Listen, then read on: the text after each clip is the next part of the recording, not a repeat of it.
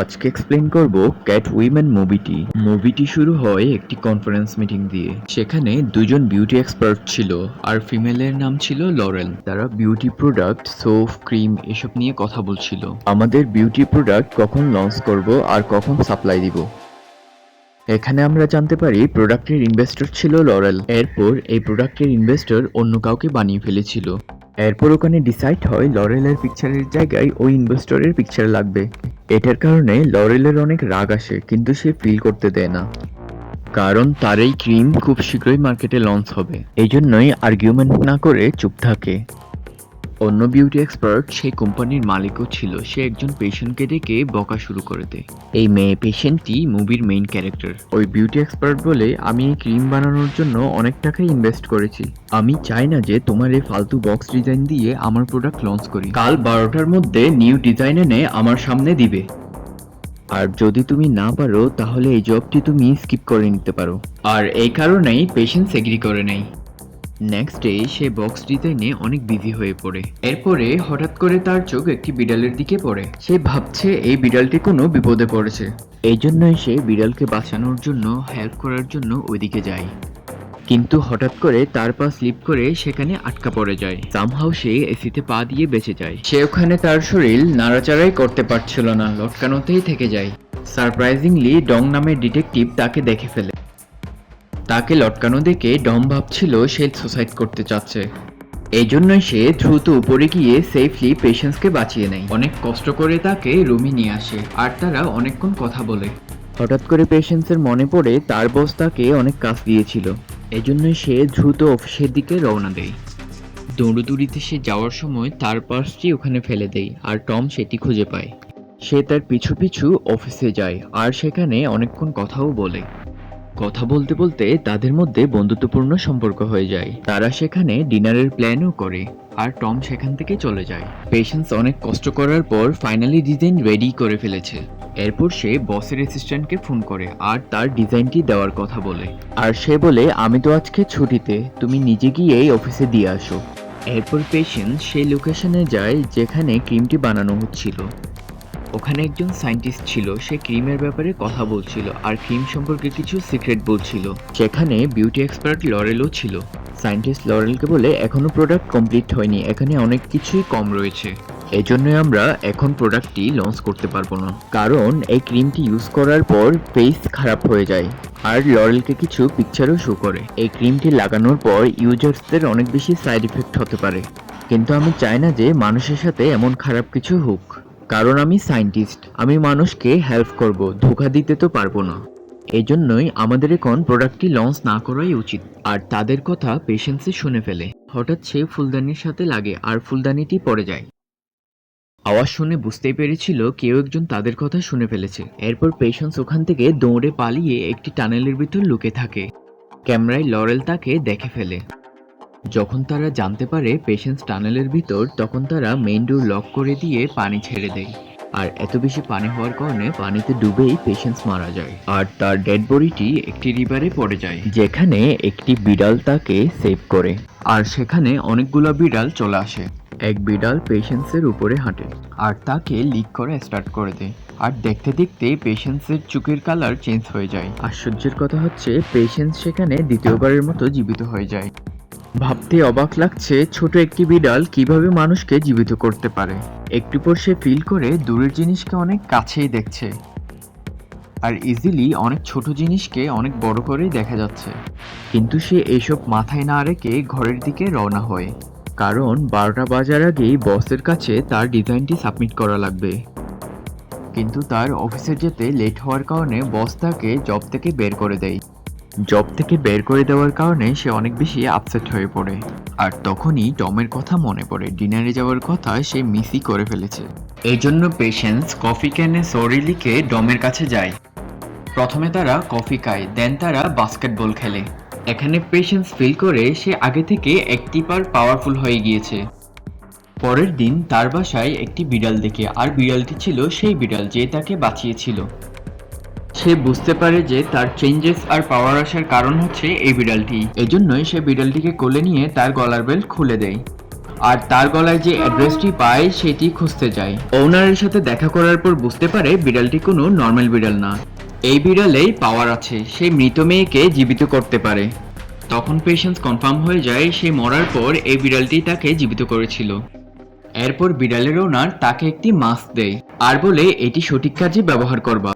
এরপর পেশেন্স তার ঘরে চলে আসে আর তার ফিমেল ফ্রেন্ড তাকে কল দেয় আর সে ডমের সব কথাই তাকে খুলে বলে। এরপর ক্যাটসের ওনার তাকে একটি ড্রেস গিফট করে।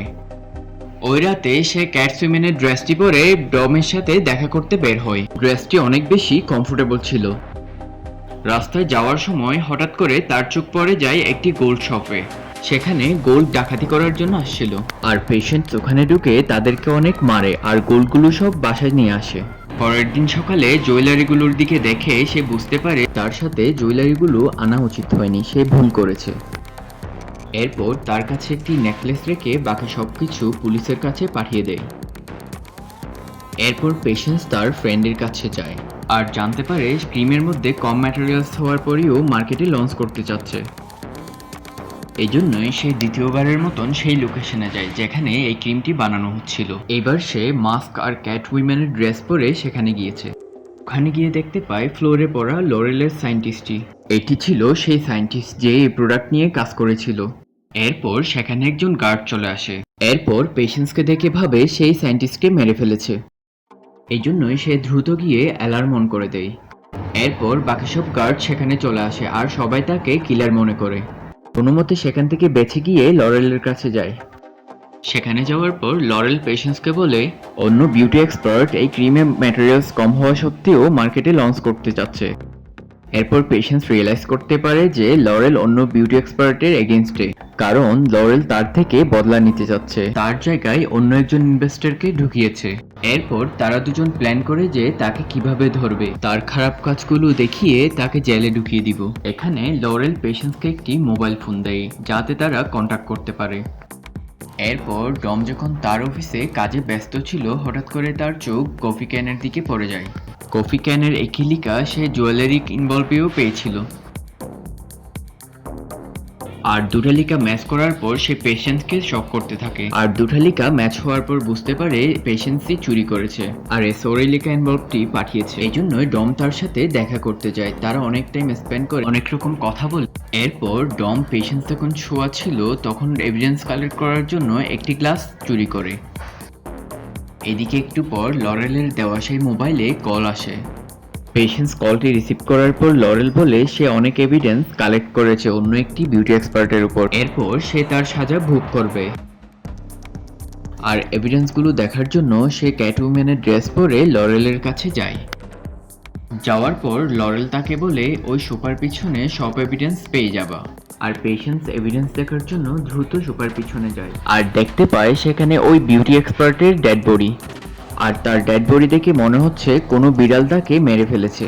আর এখন লরেল পেশেন্সকে বলে ওই ক্রিমের মধ্যে অনেক কিছুই সাইড এফেক্ট আছে, কিন্তু ম্যাটেরিয়ালস আর সাইড এফেক্ট থাকা সত্ত্বেও আমি তাকে মার্কেটে লঞ্চ করতে চাচ্ছি, কারণ আমার শুধু টাকাই লাগবে, আমার কাছে টাকাই হচ্ছে সাকসেস। আর তুমি হয়তো জানো না যে শেষবার আমাদের কথা বলার সময় তুমি সবকিছু শুনে ফেলেছিলে, ক্যামেরাতে তোমাকে আমি দেখেই ফেলেছিলাম। ক্রিমটি লঞ্চ করতে চাইলে তুমি বাধা দিতে আসবে, এজন্য তোমাকে ইগনোরও করা যাচ্ছে না, ছেড়েও দেওয়া যাচ্ছে না। আর এখন তুমি বিউটি এক্সপার্টকে মারার কারণে জেলে যাবে। এটা বলেই সে তার ঘরের অ্যালার্ম বাজিয়ে দেয় আর সেখানের সব গার্ড এসে পেশেন্সকে গুলি মারা শুরু করে দেয়। আর পেশেন্স নিজেকে বাঁচানোর জন্য সেখান থেকে পালিয়ে যেতে চাচ্ছিল, কিন্তু হঠাৎ করে তার সামনে ডম চলে আসে। সেখানে ডম তাকে ধরে ফেলেছিল, তার সাথে ফাইট হয় আর তাকে ডিস্ট্র্যাক্ট করে সেখান থেকে পালিয়ে যায়। এরপর ডম দ্রুত তার ল্যাবে চলে আসে। এরপর সে গ্লাসের লিপ প্রিন্টার তার মুখের লিপ প্রিন্ট ম্যাচ করে। ফাইনালি ম্যাচ হয়ে যায় আর তার বিরুদ্ধে এখন অ্যাকশন নিতে পারবে। আর পেশেন্সকে অ্যারেস্ট করে নিয়ে আসে। এখানে পেশেন্স অ্যাকসেপ্ট করেই নেই যে সে ক্যাট উইমেন, কিন্তু সায়েন্টিস্ট আর বডি এক্সপার্টকে আমি মারিনি, কিন্তু তার লিপ প্রিন্টস আর সোরেলিকা ম্যাচ হওয়ার কারণে তাকে জেলে ঢুকিয়ে দেয়। আর ওই রাতে পেশেন্স দেখতে পায় যেই সেলের মধ্যে সে ছিল সেই সেলের মধ্যে একটি বিড়াল চলে আসে। বিড়ালটিকে দেখে সে বুঝতে পারে এই বিড়ালটি ছিল সেই বিড়াল যে তাকে বাঁচিয়েছিল। পেশেন্স ভাবে বিড়ালটি যেভাবে রডের মাঝখান দিয়ে চলে আসছে আমি সেভাবে বের হতে পারবো। এরপর সে বিড়ালের মতো করে ওই সেল থেকে রডের মাঝখান দিয়ে বের হয়ে যায়। বের হয়েই সে লরেলের কাছে চলে যায়। লরেল আজকেই ক্রিমটি লঞ্চ করতে যাচ্ছিল আর সেখানে পেশেন্স চলে আসে। পেশেন্স তাকে প্রোডাক্টটি লঞ্চ না করার জন্য বলছিল, কিন্তু লরেল তার কোনো কথাই শুনছিল না। সেখানে পেশেন্সকে ধরার জন্য ডমও চলে আসে আর তাদের কথা শুনে ফেলে। আর এখানে ডম বুঝতে পারে পেশেন্স কোনো ভুল কিছু করেনি আর লরেলই হচ্ছে সবকিছুর জন্য দায়ী। এরপর পেশেন্স আর লরেলের মধ্যে অনেক বেশি ঝগড়া হয় আর তাদের ফাইট হওয়ার সময় হঠাৎ করে লরেল বিল্ডিং থেকে পড়ে যায় আর সাথে সাথে লরেল মারা যায়। আর সেখানে ডম চলে আসে আর পেশেন্সকে বলে দুনিয়ার সবাই জানবে তাকে ক্যাটউইম্যানই মেরে ফেলেছে, তোমার উপর আর কোনো চার্জ আসবে না কারণ তুমি এখনো জেলের মধ্যেই। পেশেন্স তার কথা শুনে সবকিছুই বুঝতে পারে আর আবারও সে সেলের মধ্যে ঢুকে যায়। আর এখন সবাই জানতে পারে লরেলকে ক্যাটউইম্যানই মেরে ফেলেছে।